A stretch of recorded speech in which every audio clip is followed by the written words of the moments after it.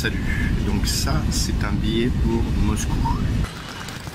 Hey, salut, je suis à Paris. C'est le départ pour la Russie. Je suis à Gare de l'Est, juste devant. Je prends un Paris-Moscou. Bon, là, je vais déjà aller voir le quai pour voir le panneau Paris-Moscou et te le présenter et voir si je peux monter dans le train. Normalement, oui, mais voilà, j'ai hâte d'y être pour être sûr que tout est ok. Bon, là, je viens de traverser Paris. J'ai pris un Uber, on a mis plus d'une heure. C'était la folie, c'est le bordel. Il y a des grèves qui menacent de partout. Il y a des travaux partout dans Paris. Il n'y avait presque pas de Uber. C'est le seul que j'ai chopé, que j'ai pu avoir. Et j'ai fini la course à pied. 20 minutes à pied tellement on était bloqué, il n'y avait pas moyen. Je te donne rendez-vous sur les quais. Départ pour Moscou dans moins d'une heure. Youhou, à tout de suite.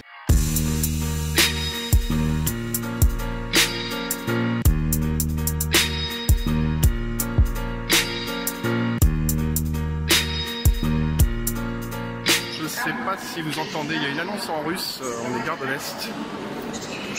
Elle est en train d'expliquer que le train pour Moscou ne part pas aujourd'hui.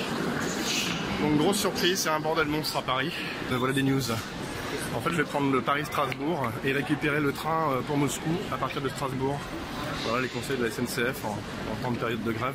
Il y a des imprévus, des rebondissements avant même de commencer. Bon, c'est parti. En tout cas, juste pour te faire un petit résumé, comme j'ai une petite trêve de quelques minutes avant le départ. Hier, je suis parti de Quimper en Blablacar. C'est le seul moyen de transport possible qui est resté, parce que les trains étaient tous annulés les uns après les autres. Tous les Flixbus, tous les trucs en bus, les Macronbus ils les appellent, ont été bloqués systématiquement par les gilets jaunes. Il ne restait plus que le Blablacar. Et donc j'ai fait un bon 6 heures de voiture en Twingo pour venir de Brest.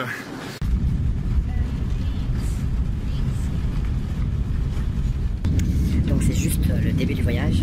Comme tu le vois, je suis dans un TGV en fait. Et je suis pas du tout dans le train Paris-Moscou comme prévu. Il y a les grèves. Donc le départ ne se fait pas de Paris-Gare de l'Est. Je l'ai appris 10 minutes, un peu plus de 20 minutes avant le départ. Du coup, ils m'ont proposé de prendre un Paris-Strasbourg et de retrouver là-bas à Strasbourg le train prévu pour Moscou. C'est le début de l'aventure. Je pourrais pas le prendre jusqu'au bout, je t'expliquerai pourquoi. En fait, on peut pas passer la frontière Biélorusse-Russie comme ça quand on est étranger. Ils m'ont vendu le billet quand même. Je rêvais de te montrer ça. On est à la gare de Strasbourg. Et tu vois là le train pour Moscou à 23h40. Eh bien, c'est celui-ci.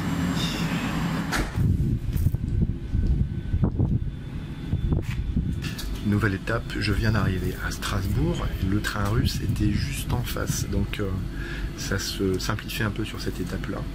Je suis dans mon compartiment. Mon compartiment, tu vois.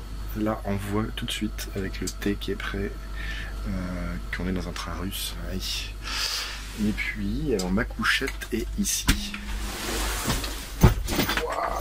Ça se déplie comme ça. Tu vois là, en haut c'est RZD. RZD c'est la compagnie de train russe. Donc j'ai pris mon billet directement sur le site russe de la compagnie russe. Et je viens de partir de mon côté. C'est le début du voyage. La prochaine étape, c'est simple. Ça va être de traverser l'Europe. On va commencer à traverser l'Europe. Et on va pouvoir aller comme ça par l'Allemagne, par la Pologne et peut-être la Biélorussie, mais c'est pas sûr parce que la dame de wagon me disait en russe il y a quelques minutes que je pouvais pas sans visa aller comme ça en Biélorussie, même à Brest, qui risquait de me rapatrier d'urgence, enfin pas d'urgence, mais de me rapatrier en Pologne depuis la Biélorussie, parce que j'ai pas de visa biélorusse. Donc bon, je pensais pouvoir faire ça sans visa en Biélorussie, a priori, mais j'avais vu des informations comme quoi c'était ok. Mais il y aura peut-être des rebondissements, encore une fois. Bon, après si je m'arrête en Pologne, parce qu'il n'y a vraiment pas moyen de continuer, de prendre le train ensuite pour Kiev, bah, je vais être obligé de continuer, enfin plutôt de m'arrêter à Varsovie en gros, et de Varsovie trouver un train pour aller à Kiev et continuer ensuite pour Moscou. Bon, merci de suivre mes vidéos, à très bientôt, suivez-moi sur Instagram pour voir les photos du périple, il y a des trucs assez insolites que je vous prépare. Le thème du voyage, donc c'est l'imprévu qui va me guider pendant ces 2 mois à travers la Russie, où je devrais atterrir finalement dans quelques jours, atterrir en train bien sûr.